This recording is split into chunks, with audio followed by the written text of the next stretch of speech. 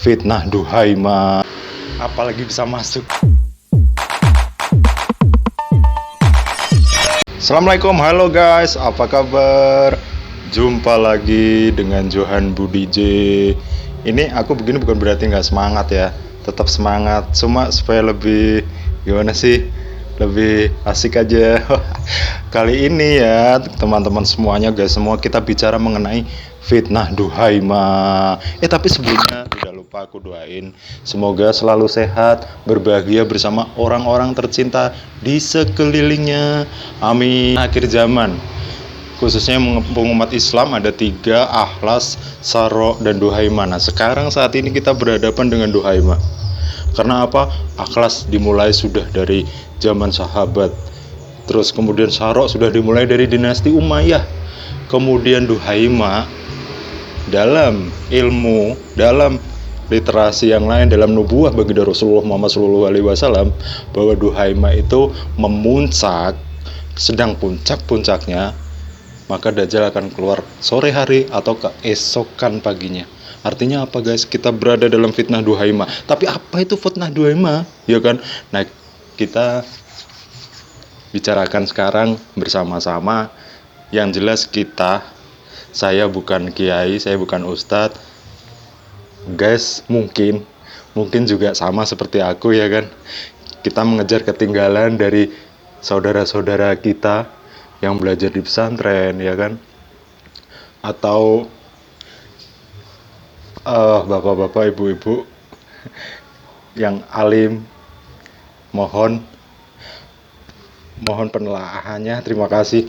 Jadi guys, Duhaima itu dari segi arti kata Duhaima itu adalah gelap gulita. Gelap gulita, pekat. Imajinasi kita adalah begitu kita mengalami gelap gulita, maka minimal kita bingung, minimal kita nggak tahu mesti ke arah mana kita melangkah, harus ngapain yang harus kita lakukan. Betul ya. Nah kemudian karakteristik dari fitnah Duhaima itu ada 3 guys. Apakah itu? Tahta, harta, wanita. Nah ini kenapa begitu ya? Inilah yang terjadi, karakteristik dari fitnah Duhaima. Jadi keterkaitan dari ketiga hal itu yang bisa menciptakan adanya kebingungan dari diri kita terkait dengan keselamatan kita menjalani hidup di akhir zaman. 3 pokok bahasan. Harta.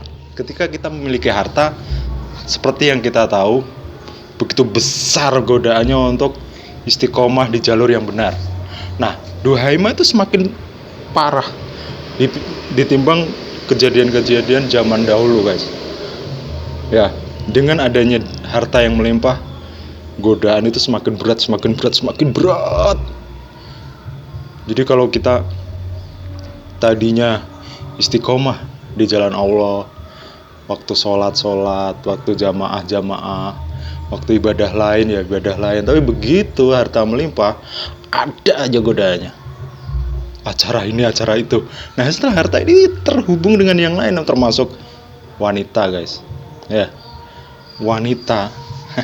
Jikalau kita memiliki harta, nih saya mungkin, terus teman-teman semua yang laki-laki sering mendengar cerita legend. Cerita legend. Aku bilang legend karena kita khususnya angkatan saya, di atas saya mungkin sama.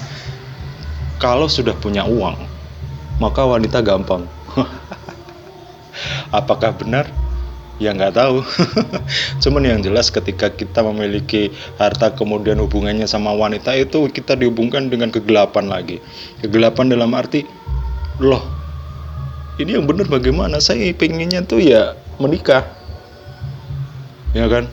Saya pengennya hidup yang benar, berkeluarga, punya anak, sampai akhirnya mantu, sampai akhirnya ya akhir perjuangan beribadah menikah itu dipisahkan dengan ajal. Kita pengennya seperti itu. Tapi dengan adanya fitnah ini, misalkan ada yang namanya dayus. Dayus pengertiannya adalah tidak peduli dengan istri, dengan anak perempuan, apapun yang mereka lakukan sehari-hari terkait dengan lawan jenis. Itu juga sangat besar sekali kansnya terjadi di saat fitnah duhaima. Seperti apa gambarannya? Karena adanya fitnah wanita ini, antara menikah sejati atau menikah-menikahan, sudah menikah tanpa izin, menikah siri, itu juga fitnah. Artinya apa? Kita secara aturan agama sudah ada seperti apa, tapi tidak dilakukan, tetap nikah aja nikah. Itu fitnah loh guys, ya gak? Terus kemudian yang penting toh tidak janjian, tidak apa, nggak merusak pernikahan lah. Oh tidak, kalau dibahas lebih dalam lagi, ada lagi pembahasannya. Kalau kita melakukan sesuatu di luar pernikahan yang sah, itu ada lagi. Nah, aku kaitkan dengan yang tadi. Ketika kita berhubungan dengan dayus, itu kita seperti kehilangan fokus untuk waskat, pengawasan melekat kepada istri, kepada anak perempuan. Istri di rumah sedang ada apa dengan kegiatan di rumahnya. Contoh ya guys ya, AC rusak, datang tukang AC, izin sama suami bilang, oh ya udah, tapi lama katanya Pak. Ya udah nggak apa-apa sampai selesai aja. Tapi besok katanya lagi karena memang ada part yang nggak ada. Ya udah nggak apa-apa. Itu berbahaya guys. Artinya apa? Kalau memang ada acara yang mendesak, AC rusak, kepanasan, susah banget lah. Nanti aja hari Sabtu, hari Minggu suami libur, temenin suami. Terlindungilah yang namanya istri. Suami juga terlindungi yang namanya dayus. Sama anak izin keluar rumah entah ngapain sama siapa aja. Fitnahnya sekarang orang tua seperti cuek.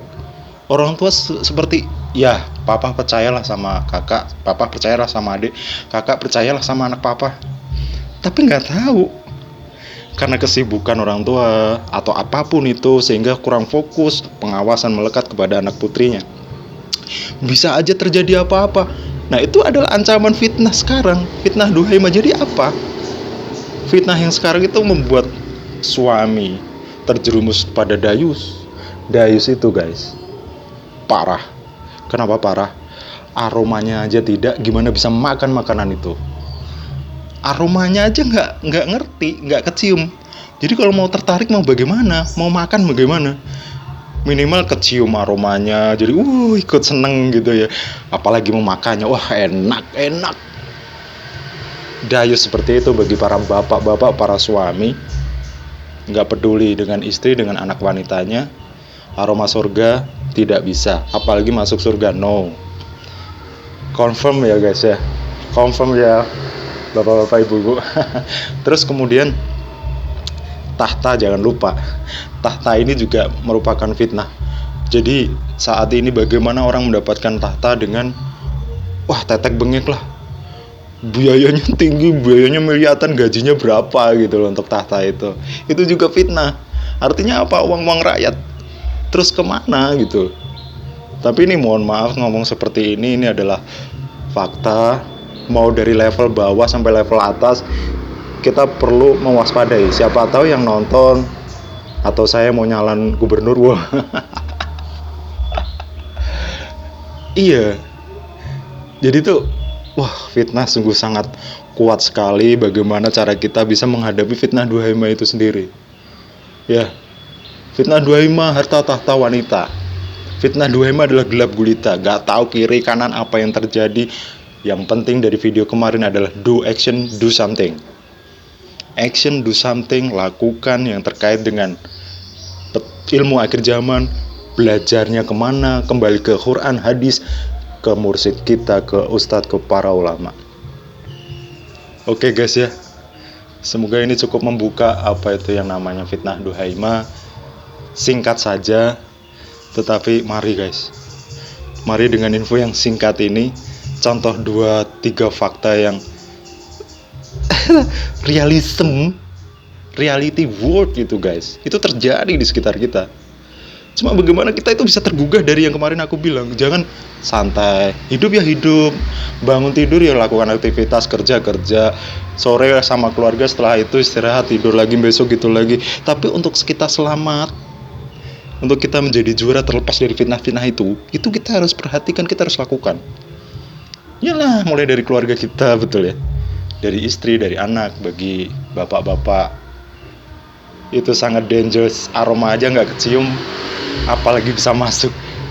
Mari kita gugah diri kita, lakukan yang terbaik untuk diri kita, untuk orang-orang tercinta di sekitarnya.